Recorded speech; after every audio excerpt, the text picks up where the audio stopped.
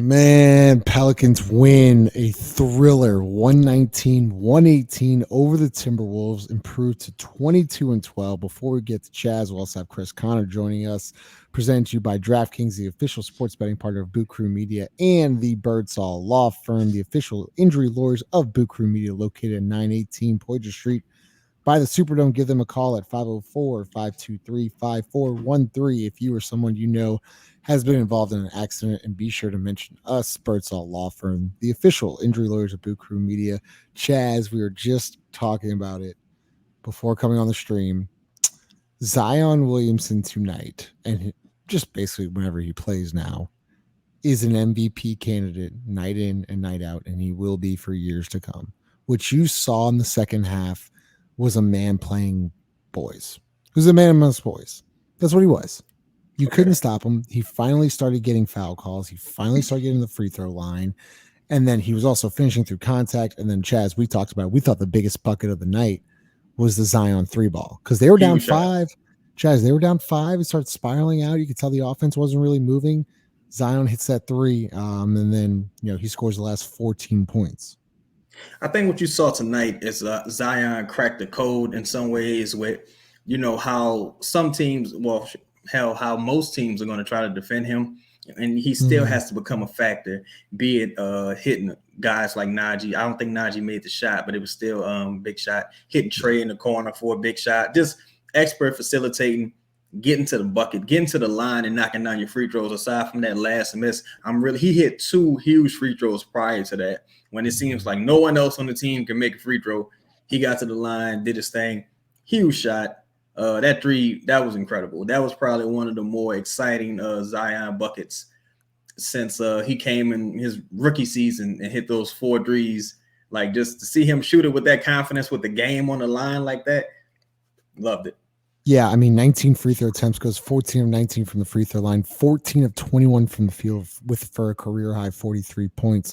One of the passes you had mentioned, Chaz, I think it was late in the fourth. He threw a perfect pass, like through two arms into the corner of Trey Murphy. And he's hitting threes and he's facilitating. He's literally unguardable. But another thing I think we kind of noticed tonight, or I did, is the big on big screen from JV setting a screen for Zion to get downhill, because Rudy Gobert was just kind of meeting him at the rim in the first half. Well, the second half, you saw JV come and bring out Rudy Gobert, and then Zion could get downhill and attack him. And you saw a poster, you saw an and one, you saw a lot of finishing around the rim. I like that adjustment from Coach Green. Another thing I really liked about Coach Green, and you're agreeing on two of these, I believe. They got down 5-0. He called a quick timeout. Yeah, I remember. He called a quick timeout first quarter. Got down 5-0, and I think they went on like a 21-16 run to end the first. And then we got Chris Connor about to join the show. And then leaving Dyson Daniels in the game, last possession of the game, to take Anthony Edwards, and it pays off. Chris Connor joined the show. Then Chaz, what about that trust in a 19-year-old to one on he's left in on the offensive possession, which he gets an offensive rebound, gets to Zion, who gets fouled. And then defensively, your assignment's Anthony Edwards, and he steps up to the plate. Man, I thought Dyson really redeemed himself with those last few plays, because Dyson had a terrible game prior to that. I want to talk about those two moments right there. Right? You know what I'm saying? No, that's what I'm saying. I'm saying he more than redeemed himself in the end. Defense on Anthony Edwards. Huge rebound. He had another huge rebound prior to that as well. I can't necessarily remember the context of it, but it was on the defensive end. It wasn't an offensive rebound. It was a defensive rebound. Huge rebound. The pass, it was such a crisp pass. I thought the pass had gotten deflected. I didn't even know it reached to Zion. Zion caught it, went in, went 1 or 2 at the free throw line. Just great effort and way to finish the game by the young rook. Way to finish the game, man. Chris Connor joining the show. Before we get to him, presented to you by Company Burger, located 4600 Ferret Street. Chris, first we'll start off with the Dyson Daniels, because we're on that topic. 19-year-old. Once again, Coach Green, early on, he missed those 2 free throws against the Lakers, right? We kind of did that again tonight, but you saw Coach Green stick with him and finishes out the game. Yeah, it's kind of like what we've talked about a lot about Dyson It just he doesn't let previous actions in games, good or bad, really affect what he's presently doing. And I think that's going to be good for him long term, his ability to rebound from whether he does something bad or whether not letting something positive that he does get to his head. And I mean, you have to think that some of the times that he fell for some of the plays that DAngelo Russell did, whether it be on ball or some of the calls that were going against him, and him not, just some uncharacteristic things on both sides. It was a clear layup after offensive rebound. He didn't take it, pass it out for a Jonas 3. He just seemed to be in his head at different parts of the game. But then to call on him later on and have him show up and him respond, I think it continues to show the maturity and just where he's at mentally, not too up, not too down. Yeah, well said. Chris, we're going to get your thoughts on Zion. Don't worry. I'm going to give you your time to shine on him. But Chaz, you had mentioned before we got on the show, Trey offensively was great. Trey was great from deep, 5-6 from deep. He got 4 or 5 from the line. But defensively, he was not great. So it was kind of a hot and cold night for Trey. But what you want to see, what Trey's there to do, is knock down threes. And when it's him and Zion sharing the floor, man, I don't know how you guard it. Yeah. Again, you look at it, even with a young guy, second-year guy, even if he's a net neutral, you take that because your expectations of him are on the offensive end. Hit some huge shots. Yeah. Hit some huge shots. Made most of his free throws. Missed one. It was just the floor of the game at that point. Like it was everyone. The flagrant foul. It was the technical, then like the flagrant. Yeah, or something like it was that. the flagrant. Yeah, then technical, right? And I don't know if that was a flagrant, but I'll take it. Right.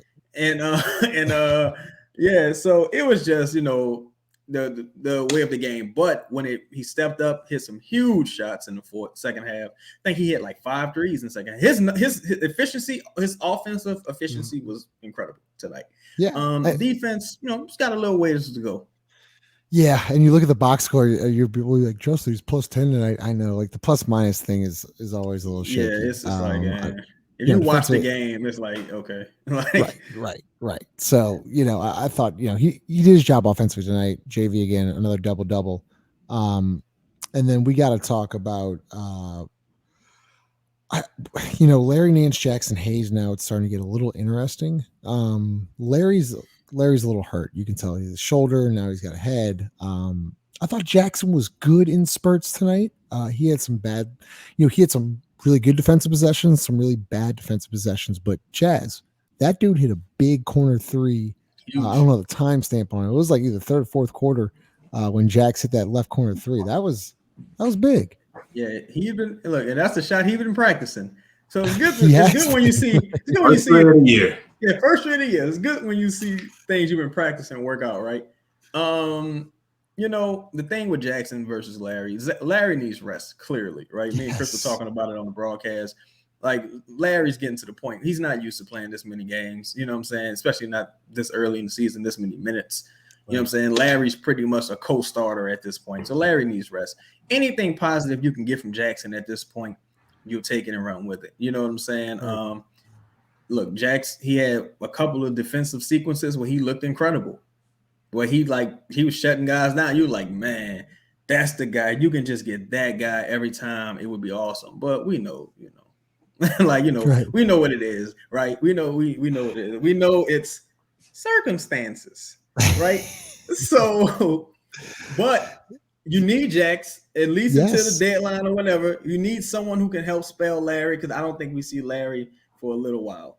Yeah, he's banged up. But Chris, I mean, he had more positive moments tonight. With Jax, that's what we want to see with him. More positive moments. He gave you some positivity tonight. So I'm gonna go a little bit on Jax, then I got to hear your Zion stuff. Yeah, I mean, with Jax, man, it's the letter of the law has always been C, right? Consistency. That's consistency. His ability to communicate, how he's able to commute off the ball, being able to. Sometimes Jax has to blend his own chemistry of sorts, because he's in a situation where we always have to have these stretches in which he's not playing basketball, he's not in the rotation and finding his way back, and then he has to find his way back on the floor. And in previous games, they needed him. With Zion back, he wasn't needed as much. He had to make his own way. So that means making some threes. Even those cuts that he was being fouled on previously wasn't the same. Finding ways to impact the game defensively, grab a couple rebounds. Those are the things that's going to help Jax out no matter the circumstance.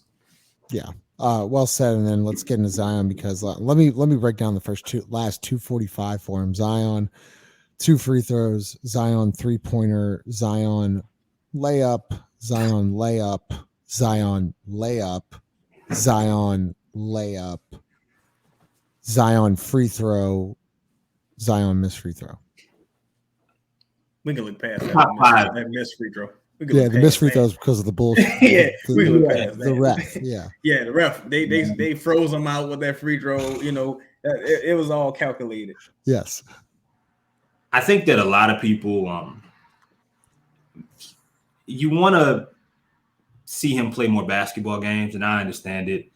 And I mean, the team right now has 22 victories, but I think it's fair from this current guy. That's Pierre Falls again. This current guy is a top 5 NBA basketball player. He's a top 5 player in the world. You coming back after having COVID, you couldn't play the last game because they just wanted to make sure you had that last period to be in the best shape that you could be in. And you go against a team that has a couple of the best style type of defenders for a guy of your ilk. I think McDaniels is a great Zion defender. He just is. You have obviously the best rim protector in the game. And again, you're rusty. You start off the game rusty, and you have a career high. And you find a way to impact the game on both sides of the floor, late in the clutch, at the free throw line. You make a 3. You make I think there was a turnaround at some point. There's finishing in the paint, and you look like arguably the guy that was in the best shape of anybody on the floor. You were ready for that moment. That's still in the fourth quarter came with 49 seconds left for a dude that just missed the last game because of conditioning. That is top 5 all world. I'm good at things. I can do things that you can't, and no one man, 2 or 3 people are able to do anything about it.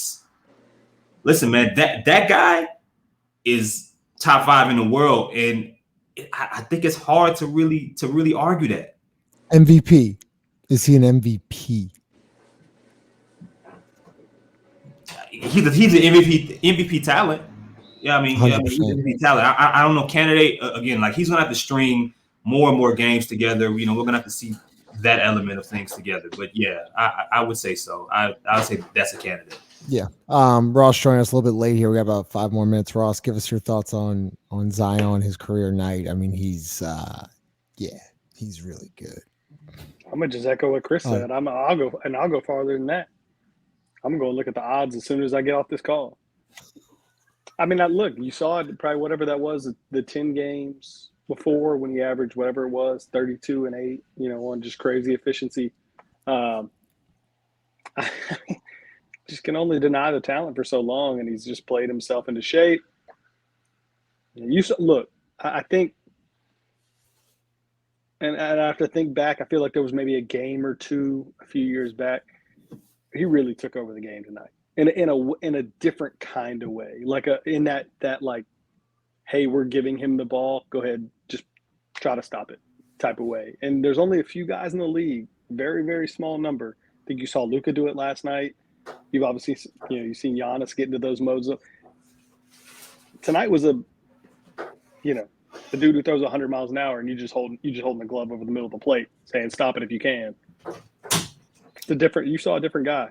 Because Ross, there's certain guys, right? Like Tatum's, depending on who you ask, he's at the top of the MVP ladder right now. But I watch Tatum play basketball, and there are certain things that he does, and I say, hey, that reminds me of Devin Booker. Same vice versa. There are other guys, right? Embiid and Jokic are, one's a miles better passing than the other, and the other is an incredible, like, all-world scorer. But they're battling there together. Luka's amazing, but I watch him and I say, you know what? I watch prime James Harden do. I've never seen like this Zion person right now I've never seen it. I look, and I think, Justin, we can go back to this because I know you and I have had this conversation. For me, the closest thing, I know some people have said Shaq. I don't. That's different to me. The closest thing I can think of is Giannis a few years back, where it's a lot of downhill, some really good secondary reads off of that, and you're talking about a guy that won the MVP, right? I mean, I'm talking 3 years ago, where it's when Giannis gets that ball basically between the elbows at the top of the key, you're dead. You're dead, totally dead. I would, that's the closest thing I can really think of to where it's a what's coming and you really, really can't stop it. And yeah, I don't know. I mean, it's different. Christmas, but it's different. It's crazy. I'm sorry, hold up. But what's crazy with the Zion Giannis comparison, right? Is like Zion's got the free throw touch. Like he's shooting like 73% from the free throw line. I don't know how good Giannis was, but you saw it tonight. We just talked about it. He hits that's a huge three. Like 2 minutes left. It's a crunch time three. That's his first attempt of the night, and he just nails it. I don't know if he gets that. If he starts developing that, I don't know what the hell you do, Chaz. Let's wrap it up here, but I mean. You took care.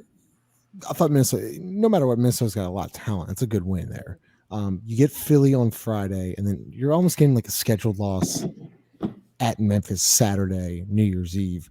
What are you looking for these next 3 games? Because I hate to say it, but that game in Memphis is, you might as well just toss it away.